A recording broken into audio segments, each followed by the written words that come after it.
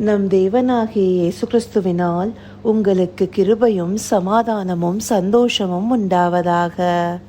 இன்னைக்கு பார்க்கவிருக்கிற வேத பகுதி 1 தெஸ்லோனிக்கேயர் 5வது அதிகாரம் வசனம் 23. 1 Thessalonians chapter 5 verse 23. சமாதானத்தின் தேவன் தாமே உங்களை முற்றிலும் பரிசுத்தமாக்குவாராக. உங்கள் ஆவி ஆத்துமா சரீரம் முழுவதும் நம்முடைய கர்த்தராகிய இயேசு கிறிஸ்து வரும்போது குற்றமற்றதாய் இருக்கும்படி காக்கப்படுவதாக. நேத்திக்கு நம்ம வசனங்களில் பார்த்தபடி தேவனால தான் நம்மளை முற்றிலுமாக பரிசுத்தமாக்க முடியும். இந்த பரிசுத்தம் என்பது என்னங்கிறத முதல்ல பார்ப்போம். பரிசுத்தம்ங்கிறத நம்முடைய ஆத்துமாவை பாவ கரையிலிருந்து விடுவித்து பாதுகாத்து கொள்வது. நம்முடைய பரிசுத்தம் வெளியார்ந்த பரிசுத்தமாக மாத்திரமில்லை, உள்ளார்ந்த பரிசுத்தம் மிகவும் அவசியமாக இருக்குது. அதனால்தான் ஞான ஸ்நானம் கூட வெறும் மாம்ச அழுக்கை நீக்குதலாக ஈராமல் தேவனை பற்றும் நல்மனசாட்சியுடையதாக இருக்குங்கிறத நமக்கு வசனங்கள் காண்பிக்குது. அந்தபடி நம்முடைய ஆத்மாவை பாவக்கரையிலிருந்து நீக்கி ஒரு குற்றமற்ற மனசாட்சியோட நம்மளை ஆண்டவர் நடத்தும் போது தான் அவருடைய நாள் பரியந்தத்தில் நாம் நிலைத்திருக்க முடியும். அந்த பரிசுத்தத்தை அவர் தாமே நமக்கு அருளி செய்ய முடியும். அதை தான் இந்த வசனம் நமக்கு தெளிவாக காண்பிக்குது. நம்முடைய ஆவி ஆத்மா சரீரம் முழுவதுமே குற்றமற்றதாக இருக்கும்படி, அதுவும் எப்போ இயேசு கிறிஸ்துவனுடைய வருகையின் நாளின் போது. அந்தபடி நம்மளை காத்துக்கொள்கிறதுக்கு நமக்கு என்ன தேவைப்படுது? நேத்துக்கு நம்ம வேத பகுதிகளில் பார்த்தபடி தான் நமக்கு தேவையானது தேவனுடைய வசனம். ஏன்னா அதுவே சத்தியமாக இருக்கு. அந்த சத்தியம்தான் நம்மளை பரிசுத்தமாக்குதுன்னு பார்த்தோம். யோவான் 6வது அதிகாரம் 63வது வசனம் நம்மளுக்கு தெளிவாக சொல்லுது, நான் உங்களுக்கு சொல்லுகிற வசனங்கள் ஆவியும் ஜீவனுமாய் இருக்கிறதுன்னு சொல்லி. வசனம் ஒவ்வொன்றும் ஆவியும் ஜீவனுமா இருக்கு. அந்த ஆவியினால தான் நாம எல்லாவற்றையும் வெல்ல முடியும். ஆவியானவர் துணை கொண்டு இந்த வசனங்கள் ஆவியும் வல்லமையுமால் நமக்குள்ளார கிரியை செய்யும் போது நாம இந்த பாவ கரையிலிருந்து விடுபடுறதற்கு அதுவே நமக்கு உதவி செய்யும்.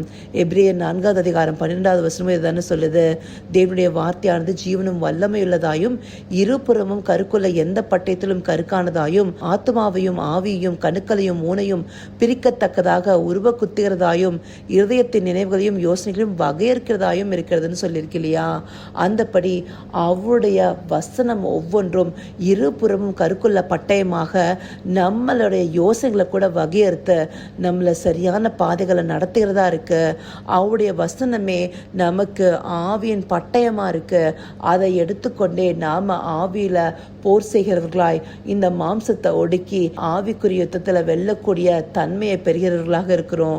அது மாத்திரம் இல்ல, எரேமியா 23வது அதிகாரம் 29வது வசனம் என்ன சொல்லுது, என் வார்த்தை அக்னியை போலும் கண்மலையை நொறுக்கும் சம்மட்டியை போலும் இருக்கிறதல்லவோ என்று கர்த்தர் சொல்லுகிறார்னு சொல்லப்பட்டிருக்கு. அந்தபடி அவர் வார்த்தை தாமே நமக்கு எல்லா விதத்திலையும் கிரியை செய்கிறதா இருக்கு. தேவனை நம்ம அறிந்து கொள்கிறதும் இந்த வார்த்தையின் மூலமாகவே. அவருடைய வார்த்தை ஒவ்வொன்றும் நம்மளை இந்த குற்றமுள்ள மனசாட்சியிலிருந்து வெளியெடுத்து பரிசுத்தப்படுத்துகிற விதத்தில் நடத்துது. உள்ளார்ந்த மனுஷரை நாளுக்கு நாள் புதுப்பிக்குது. இதன் மூலமாக நாம மறுரூபமாக்கப்படுகிறோம். ஆனா இந்த வார்த்தையை அசட்டை பண்ணினவர்களாக இந்த நாட்கள்ல அநேகர் காணப்படுகிறாங்க.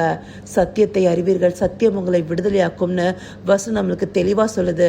அது மாத்திரம் இல்லாம நாம எப்போ ஆண்டவருடைய வார்த்தைகளை கேட்டு விசுவாசிகளாகிறோமோ அதனால்தான் அழிவுள்ள வித்தினாலே அல்ல என்றென்றைக்கும் நிற்கிறதும் ஜீவனுள்ளதுமான தேவ வசனமாகிய அழிவில்லாத வித்தினாலே மறுபடியும் விண்ணப்பிக்கப்பட்டிருக்கிறீர்களேன்னு சொல்லிட்டு 1 பேதுரு 1 அதிகாரம் 23வது வசனமும் நம்மளுக்கு காண்பிக்குது. அந்தபடி நமக்கு இந்த வார்த்தைகள் தான் எல்லாமாக இருக்கு. நம்மளை திருப்பியும் ஜெனிப்பிக்க கூடியதாகவும் நம்மளை குற்றமற்ற மனசாட்சியோடு பாதுகாத்து கொள்ளக்கூடியதாகவும் நம்மளை தேவன் வருகை நாள் பரியந்தம் பரிசுத்தமாக காத்து கொள்வதற்கும் நம்முடைய ஆவி ஆத்துமா சரீரம் முழுவதுமாக குற்றப்படாமல் இருக்கிறதற்கும் இந்த வார்த்தைகள் நாமே உதவி செய்து, இதை அறிந்து கொண்டு இந்த வார்த்தைகளை எவ்வளவாய் நாம உண்மையோடும் தியானத்தோடும் நம்ம பார்க்கணும். அப்படி நாம இந்த வார்த்தைகளை தியானிக்கும் போதே நம்மளால இந்தபடியான பரிசுத்தத்திற்குள்ளார பிரவேசிக்க முடியும்.